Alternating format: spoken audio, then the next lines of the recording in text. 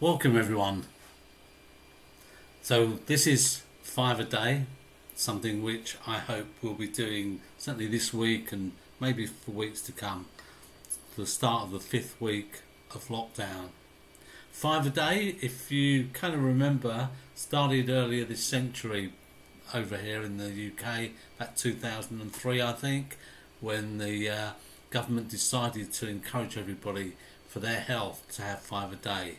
It's all about being prepared, all about eating the right things so that you're healthy and that you stay healthy. Right now we're in, as you know, a pandemic, something that's sweeping across the world, and focus and chatter is coming more and more to how different countries were prepared. As people begin to look at how different countries have dealt with it and the results, inevitably they'll be looking at, well, were we prepared for it? And this 5 a day, this 5 minutes a day, is something I believe can help us to be prepared. When we look at the New Testament, we will see that all throughout, a big focus of the writers is that we should be prepared. Yes, prepared ultimately for the coming of Christ as he returns, but in that, being prepared for any situation, any circumstances. Many face persecution, they face famine, they faced all kinds of issues in just living their life as well as sharing the gospel. And so preparation, being prepared, being ready, not waiting till the last minute, not waiting till too late, is a big theme and a big focus. I just want to give you one or two things that perhaps could help you and I to be prepared. And I got a reading from just a few verses today in Philippians chapter 4. So Philippians chapter 4, and some very familiar verses maybe that will help you, from verse 6. Let me read this. Don't worry about anything. Instead, pray about everything. Tell God what you need and thank him for all he has done. Then you will experience God's peace, which exceeds anything we can understand.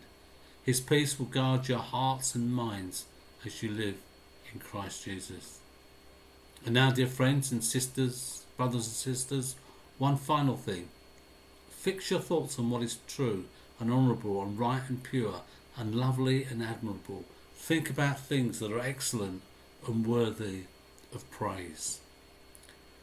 Peace. That's something we could all do with this time. And actually, peace is something that prepares us, something that makes us ready for whatever happens. So don't worry about anything, the writer says. Instead, pray about everything. Think of that as preparation, as preparing your heart and mind, preparing spiritually for whatever might come, so that you're not thrown off curve, so that you don't lose your peace, so that you're not full of fear and agitated, but that peace of God will give you a stability that enables you to walk through every experience, because it says then you will experience God's peace. And so God's peace through the storms, through the difficulty of life, through the problems that we will inevitably face. And here's a little tip as to how we can have that peace. Yes, we can pray, we can ask for it, but here's a tip then, in verse 8. Brothers and sisters, fix your thoughts on what is true and honourable and right and pure and lovely and admirable. So often we fix our thoughts on all the negative things, all the bad things, all the things that didn't happen, all the things that we're missing through this time, all the things that we want and can't have, all the people that we're missing. Yet, here is a real clue, a real help, something that will prepare us to fix our minds upon what is true and honourable, right and pure, lovely and admirable. Think on those things. Many people have found during lockdown that just looking out at nature, if they can't, on TV, watching a nature programme, seeing something of wildlife, looking through on their computers, on webcams, and out in nature, and just getting a feel of things that are beautiful lovely. Read good things. Think about good things. Look at happy memories. Look at photograph albums. Whatever it be. But give thanks for the good things. Give thanks for those that could. Focus on the good things. You, like me, might be a bit of a news junkie. Well, if you keep just flicking news channels, and I sometimes do, from one to the other to another to another, you're not going to get any good news on there. You're not going to hear the things that are good in general. That's why we get onto stories of one or two people who are doing incredible feats to raise money and to help the NHS or others, and we hold on to those because they are good.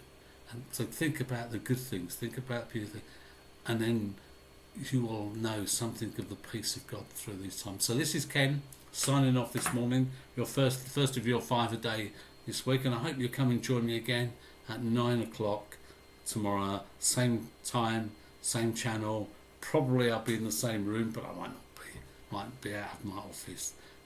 God bless and have a wonderful day.